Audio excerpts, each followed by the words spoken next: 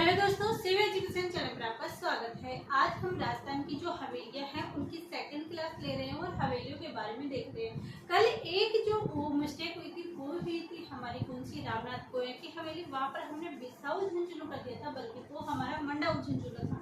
मैं इन क्लासों को बैक देखती हूँ कि हो सकता है इनके अंदर क्या हो, गलती हो जाए, क्योंकि कोई भगवान तो है नहीं कि गलती नहीं हो सकती, हर इंसान से गलती होती है, लेकिन गलती को मानना सबसे बड़ी इम्पोर्टेंट है। तो उसके अंदर अगर आप देखें तो सही कर लेना कि उसको मंडावा झुंझुनू कर लेना, बिसाऊ झुंझुनू के।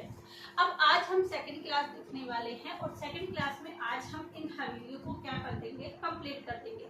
तो आज इन हवेलियों के बारे में देखते हैं। कल मैंने आपको ये बता दिया था कि ये हवेलियों का निर्माण कौन करवाता था। इन हवेलियों का निर्माण राजा महाराजा तो करवाते नहीं थे, क्योंकि राजा महाराजा तो निर्माण किसका करवाते थे, महल का। लेकिन आपने एक चीज अगर हिस्ट्री पढ़ते हुए नोटिस की हुई तो ध्यान रखना कि जो महल है, बड़े बड़े दुर्ग है, उसका निर्माण किसने करवाया था, वो हमारे करवाया था, किसने, राजाओं ने। लेकिन जो तालाब हैं, बावड़ियां हैं, इनका निर्माण किसने करवाया था, इनका निर्माण रानियों ने करवाया था। और जो हमारी हवेलियां हैं उन हवेलियों का निर्माण कौन करवाता है, तो इन हवेलियों का निर्माण सेठ जो साहूकार होते थे वो करवाते थे। कौन करवाते थे, सेठ साहूकार करवाते थे। और ये मंजिलें पहले हिंदू शैली में हुआ करती थी, लेकिन जैसे जैसे परिवर्तन हुआ, यहाँ पर मुगलों का स्थापत्य हुआ, यूनानी भी आए, यहूदी भी आए, तो उनका धीरे धीरे क्या पड़ने लगा है, इन पर प्रभाव पड़ने लगा है। क्योंकि जैसे जैसे ये लोग आए तो वैसे वैसे इनके साथ इनकी शैलियाँ आई, तो उन शैलियों की वजह से हमारे इन हवेलियों पर काफी प्रभाव पड़ा। तो इन हवेलियों पर हमें प्रभाव देखने को मिलता है। आपने कल ही पढ़ा था कि जैसलमेर की जो हवेली है उस पर हमें यहूदियों का भी, मुगलों का भी, यूनानियों का भी, हिंदुओं का भी क्या देखने को मिलता है, प्रभाव देखने को पड़ता है। और यदि मुगल शैली का प्रभाव शुरुआती दिखे तो हमें जयपुर की तरफ ज्यादा देखने को मिलता है, बीकानेर में देखने को मिलता है, इन दो चीजों में। तो ये चीजें होती है। आज हम देखने वाले हैं आगे, तो आगे में हम देखने वाले हैं कि हमारा जो मालाजी का कमरा है, ये मालाजी का कमरा कहाँ पर स्थित है, किसका, मालाजी का। तो ये जो मालाजी का कमरा है ये हमारे स्थित है चूरू के अंदर। कहाँ पर स्थित है, चूरू में। अब बात करते हैं कि रामनिवास गोयका की हवेली कहाँ पर है। इस पे स्टार लगा लिए, इम्पोर्टेंट जो आपको निशान लगाना हो लगाइएगा, क्योंकि ये एग्जाम में आता है। तो रामनिवास गोयका की हवेली भी कहाँ पर स्थित है, ये भी हमारी चूरू में स्थित है। आगे बात करते हैं मंत्रियों की हवेली कहाँ पर स्थित है, तो ये भी हमारे चूरू में स्थित है। एग्जाम में आया हुआ क्वेश्चन है, मंत्रियों की हवेली, रामनिवास की हवेली, दानचंद चोपड़ा की हवेली, और ये भी कहाँ पर स्थित है, चूरू के अंदर। तो कौन कौन सी, मालाजी का कमरा कहाँ पर स्थित है, तो मालाजी का कमरा आप कहोगे कहाँ पर स्थित है, चूरू में। बताइएगा, मालाजी का कमरा कहाँ पर स्थित है, चूरू में। मालाजी का कमरा कहाँ पर स्थित है, चूरू में, याद हो चुका है। उसके बाद हमने देखा दानचंद चोपड़ा की हवेली कहाँ पर स्थित है, चूरू में। दानचंद चोपड़ा की हवेली कहाँ पर स्थित है, चूरू में। मेरे साथ अभी बोलिएगा कि दानचंद चोपड़ा की हवेली कहाँ पर स्थित है, चूरू में। दानचंद चोपड़ा की हवेली चूरू में। मालाजी का कमरा कहाँ पर स्थित है, चूरू में। कहाँ पर स्थित है, चूरू में। उसके बाद हमने क्या देखा कि रामनिवास गोयका की हवेली कहाँ पर स्थित है, चूरू में। रामनाथ गोयका की आ जाए तो मंडावा झुंझुनू करना है, रामनिवास गोयका आ जाए तो हमें चूरू करना है। रामनिवास गोयका की हवेली कहाँ पर स्थित है, चूरू में। मालाजी का कमरा कहाँ पर स्थित है, चूरू में। दानचंद चोपड़ा की हवेली कहाँ पर स्थित है, चूरू में। आई होप अगर आपने मेरे साथ ईमानदारी से पढ़ा है, ईमानदारी से याद किया है, तो अभी इसी टाइम आपको याद हो गया होगा। उसके बाद हम देखते हैं मंत्रियों की हवेली भी कहाँ है, चूरू में। फिर बात करते हैं सुराणों की हवेली कहाँ पर स्थित है, चूरू में। सुराणों की हवेली कहाँ पर स्थित है, चूरू में। तो चूरू में हमने कितनी पढ़ी, 5। कितनी हवेलियां पढ़ी, 5। अब इन 5 को हम वापस से रिपीट करते हैं, क्योंकि ये जो हवेलियां हैं इसके अंदर से हमें कोई नहीं पूछता कि इसका निर्माण किसने करवाया था, इसका निर्माण कब हुआ था। जिसका पूछना था वो हमने कल की क्लास में देख लिया। आज सिर्फ इनकी ये पूछा जाता है कि ये हवेलियां कहाँ पर स्थित है। तो आप वापस से इन 5 का नाम मेरे साथ लेंगे, हम इसी क्लास में बार बार रिपीट करेंगे जब तक कि आपको याद नहीं हो।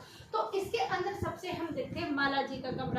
मालाजी का कमरा कहाँ पर स्थित है, चूरू में। मालाजी का कमरा कहाँ पर स्थित है, चूरू में। मंत्रियों की हवेली कहाँ पर स्थित है, चूरू में। मंत्रियों की हवेली कहाँ पर स्थित है? चूरू में। दानचंद चोपड़ा की हवेली कहाँ पर स्थित है? चूरू में। दानचंद चोपड़ा की हवेली कहाँ पर स्थित है? चूरू में। सुराणे की हवेली कहाँ पर स्थित है? चूरू में।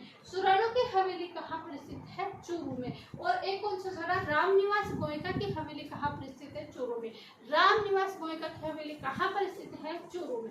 हमें पांचों याद हो गए। दोबारा से वापस एक बार रिपीट करो ताकि आपको ये अभी इसी टाइम याद हो जाए।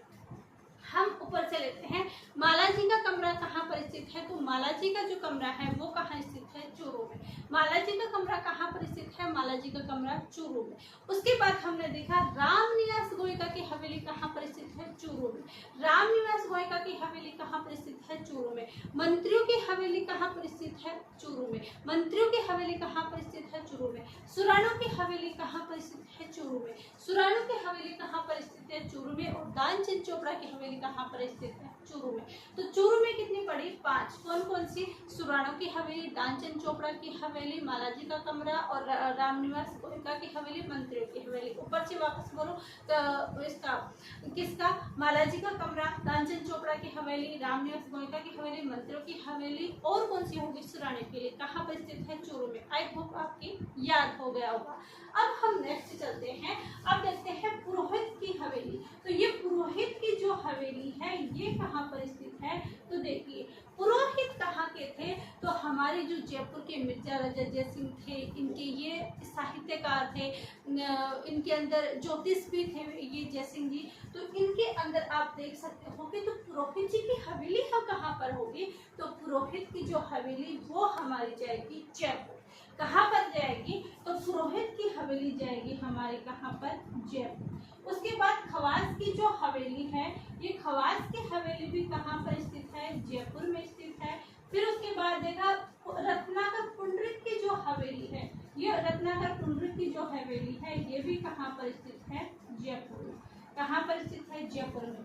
आगे बात करते हैं कि धाबाई और नानाजी की जो हवेली है, धाबाई और नानाजी की हवेली है वो भी कहाँ स्थित है? जयपुर में। और बात करते हैं नाटणियों। सुराणों की हवेली चूरू में है, नाटणियों की जो हवेली है वो हमारी स्थित है जयपुर में। कहाँ पर स्थित है? जयपुर में। तो जयपुर में भी कितनी है? 5 है। कौन सी है? पुरोहित जी की हवेली जयपुर। पुरोहित जी की हवेली जयपुर। खवास जी की हवेली कहाँ स्थित है? जयपुर में। रत्नाकर पुंडरीक की हवेली जयपुर में। धाबाई नानाजी की हवेली जयपुर और नाटणियों की हवेली जयपुर में। तो कौन कौन सी है एक बार मेरे साथ वापस रिपीट कीजिए और वापस बोलिएगा। तो कौन कौन सी बोलिए? देखिए पुरोहित जी की हवेली जयपुर, खवास की हवेली जयपुर, पुंडरीक रत्नाकर की हवेली जयपुर, नानाजी धाबाई की हवेली। ये दोनों अलग अलग है।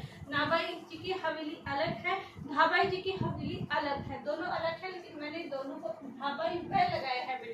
तो धाबाई और नानाजी की हवेली जयपुर के अंदर और नाटणियों की हवेली जयपुर। कितनी है? 5। दोबारा बोलना। नाटणियों की हवेली, धाबाई की हवेली, नानाजी की हवेली, पुरोहित जी की हवेली, पुंडरीक रत्नाकर की हवेली। ये सभी हवेलियां कहाँ पर स्थित है? जयपुर में। एक छोड़ दिया हमने, कौन सी? खवास वाली हवेली। तो दोबारा बोलना, पुरोहित जी की हवेली, खवास की हवेली, पुरोहित जी की हवेली, खवास की हवेली, पुंडरीक रत्नाकर की हवेली, धाबाई नानाजी की हवेली और नाटणियों की हवेली कहाँ स्थित है? जयपुर में। इससे पहले हमने चूरू की कौन कौन सी याद की? तो चूरू के अंदर हमने याद किया कि मालाजी का कमरा कहाँ पर स्थित? चूरू में। रामनिवास गोयका की हवेली, किसकी? रामनिवास गोयका की। मंत्रियों की हवेली, दानचंद चोपड़ा की हवेली और सुराणों की हवेली। ये हमने किसमें किया? चूरू में। किसमें किया? चूरू में। तो ये हमने चूरू और जयपुर दोनों की हवेलियां कंप्लीट कर दी। आगे बात करते हैं कि झालाजी की हवेली। देखो झालाजी का मालिया कहाँ है? कोटा में। तो ये झालाजी की हवेली भी कहाँ पर स्थित होगी? कोटा के अंदर। और देवता जी श्रीधर जी की हवेली, देवता श्री व धर जी की हवेली, ये भी कहाँ पर स्थित है? कोटा में। तो ये दोनों कहाँ स्थित है? कोटा में। उसके बाद हमने यहाँ पर चूरू की देख लिया, जयपुर की देख लिया, कोटा की देख लिया। अब बात करते हैं हम दीवान साहब की हवेली। अब ये हमारे दीवान साहब की हवेली कहाँ है? तो दीवान साहब की जो हवेली है वो हमारी है झालावाड़ के अंदर। तो दीवान साहब की जो हवेली है वो हमारी कहाँ है? झालावाड़ के अंदर। उसके बाद काले बाबू की हवेली, ये भी कहाँ पर स्थित है? ये भी झालावाड़। कहाँ पर स्थित है? झालावाड़ के अंदर। गुलजार की हवेली, ये गुलजार की हवेली भी कहाँ पर स्थित है? झालावाड़ के अंदर। और एक कहा जाता है कि जो सालिम सिंह की हवेली जो जैसलमेर में है और एक सालिम सिंह की हवेली यहाँ पर कहाँ स्थित है, झालावाड़ में भी। तो झालावाड़ में भी 3-4 हो गई, कौन कौन सी होगी, दीवान साहब, काले बाबू, गुलजार। तो हमारे जो दीवान साहब है वो कैसे हैं, काले गुलजार है। तो काले गुलजार दीवान साहब कैसे हैं, काले गुलजार। तो दीवान साहब, काले गुलजार, काले बाबू और गुलजार, ये 3 कहाँ पर स्थित है, हमारे झालावाड़ में। और एक सालिम सिंह की हवेली है वो भी कहाँ पर स्थित है, झालावाड़ में। और एक सालिम सिंह की हवेली कहाँ पर स्थित है, जैसलमेर। उसका निर्माण किसने करवाया था, सालिम सिंह ने। तो ये चीजें हो जाती है। अब आता है कि बादशाह की हवेली, और बादशाह की हवेली कहाँ पर स्थित है, तो ये हमारे स्थित है अजमेर में। कहाँ पर, अजमेर में। बागौर की हवेली, और बागौर की हवेली कहाँ पर स्थित है, तो बागौर की हवेली हमारे उदयपुर में है। यहाँ पर बागौर की हवेली में क्या रखी गई है, सबसे बड़ी पगड़ी रखी गई है। क्या रखी गई है, सबसे बड़ी पगड़ी। उसके बाद करते हैं सुनहरी कोठी, और सुनहरी कोठी हमारे कहाँ पर स्थित है, टॉप। तो बादशाह की हवेली, बादशाह की हवेली, बादशाह की सवारी भी निकाली जाती है कहाँ पर, अजमेर में। बादशाह की हवेली अजमेर, बादशाह की हवेली अजमेर। सुनहरी कोठी टॉप, बहुत बार इसमें एग्जाम में आ चुका है। सुनहरी कोठी, बागौर की हवेली, बादशाह की हवेली, यहाँ से एग्जाम में क्वेश्चन आए हुए हैं, अब से पहले आ चुके हैं। तो क्या आने की संभावना नहीं है, बिल्कुल आने की संभावना है। आप बस अच्छे से इनको याद कीजिए। बादशाह की हवेली अजमेर, कहाँ पर, अजमेर। बादशाह की हवेली अजमेर। उसके बाद सुनहरी कोठी टॉप, और उसके बागौर की हवेली उदयपुर, जहाँ पर क्या रखी गई है, सबसे बड़े पगड़ी रखी गई है। तो ये हमने राजस्थान की हवेलियां देखी। कल हम राजस्थान की जो प्रमुख बावड़ियां हैं वो देखते हैं। और वो वैसे तो हमारे ज्योग्राफी का टॉपिक है, या तो उसको ज्योग्राफी में लेंगे, यहाँ पर कोई और टॉपिक करेंगे और ज्योग्राफी के अंदर उसको कंप्लीट करेंगे। ये यहाँ पर वो हम चीजें कल डिसाइड करेंगे और कल देखेंगे। इसके साथ ही एक आपके पास इंफॉर्मेशन है कि इसी चैनल पर डेली के 10 बजे लाइव होगी क्लासें, और उसके अंदर आपसे डिस्कस किया जाएगा आपके एग्जाम के अकॉर्डिंग, आपके क्वेश्चन के अकॉर्डिंग, या फिर आपकी प्रिपरेशन में कौन से चीज़ की वजह से आप परेशान हो, उन चीज़ों के बारे में ओनली ऑन लाइव डिस्कशन होगा। अपनी जो खुद की बातें हैं वो आपको शेयर करने की, क्योंकि इससे डिजिटल मार्केटिंग, डिजिटल के अंदर सभी चीज़ें पॉसिबल हो चुकी है। बहुत ज़्यादा पढ़ाई को लेकर भी चीज़ें होने लगी है, स्टूडेंट बहुत ज़्यादा कन्फ्यूजन होता है।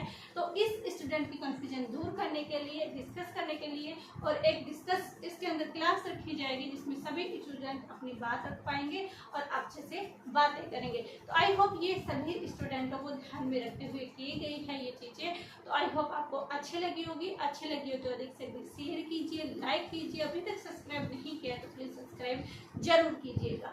आप सभी का धन्यवाद। Thank you.